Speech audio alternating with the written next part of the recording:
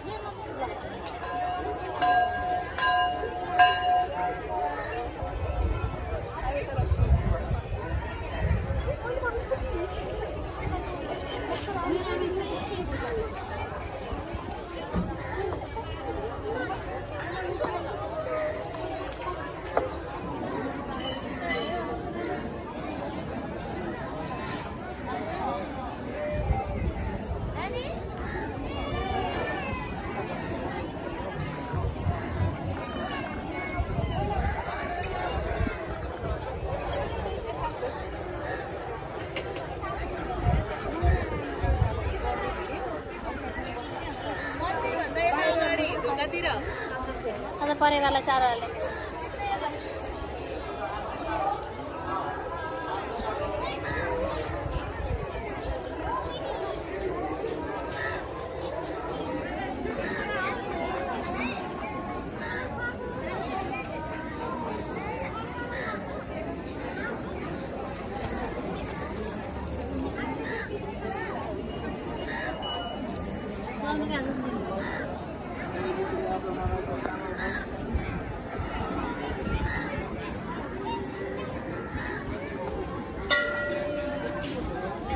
हामी यति बेला पोखराको विन्ध्यवासिनी मन्दिरमा छौँ। आज 2082 साल वैशाख 1 गते नववर्षको दिन हामी यहाँ परेवाला चारो खुवाउँदैछौँ। हामी विन्ध्यवासिनी मन्दिर प्राङ्गणमा छौँ। हाम्रो यो धार्मिक पुस्तक बिक्री भण्डार आसपास छौँ। त्यसै गरी यो महादेव मूर्ति भएको ठाउँ हाम्रो शिव मन्दिर छ विन्ध्यवासिनीमा, त्यो ठाउँ छौँ हामीसँग।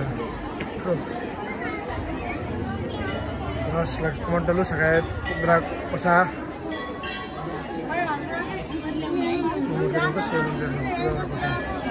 भनेर आउँछौँ दिदी, हिँड्दै गर्नु त हामी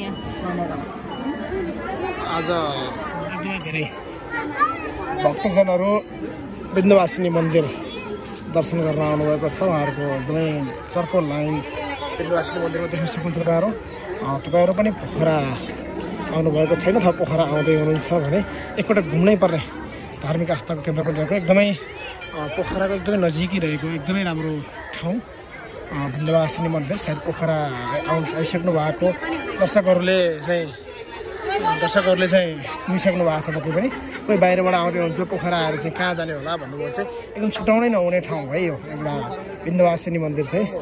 तपाईँहरूले छुटाउनै नहुने मन्दिर छ। उहाँलाई भिडियोमा देखाएका छौँ। भिडियोमा देखाए भन्दा भिडियोमा पुरै कैद गर्न सकिएका दृश्यहरू विन्ध्यवासिनी मन्दिरबाट पोखरालाई खुल्ली पोखरालाई चारैतिरबाट चाहिँ पोखरा निहाल्न पनि सकिन्छ।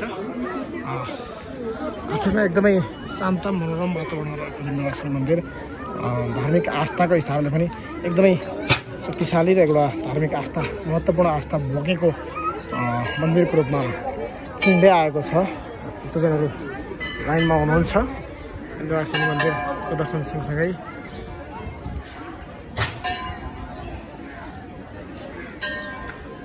बागलुङ बस पार्कभन्दा अलिकति माथि आइसके पछाडि विन्ध्यवासिनी मन्दिर आइपुगिन्छ। बाटो पर्वत बागलुङ जाने हाइवेको दाहिनेपट्टि साइडमा रहेको पोखराबाट बागलुङ दाहिनेपट्टि साइडमा रहेको विन्ध्यवासिनी मन्दिर।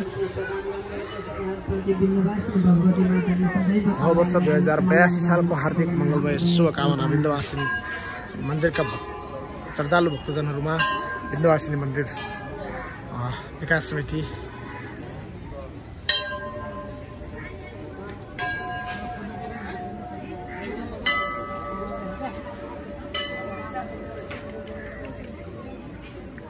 हाम्रो आमा पनि आइसक्नु भएको छ मन्दिरमा दर्शन गर्नको लागि पवित्र तिलिजा पोखरा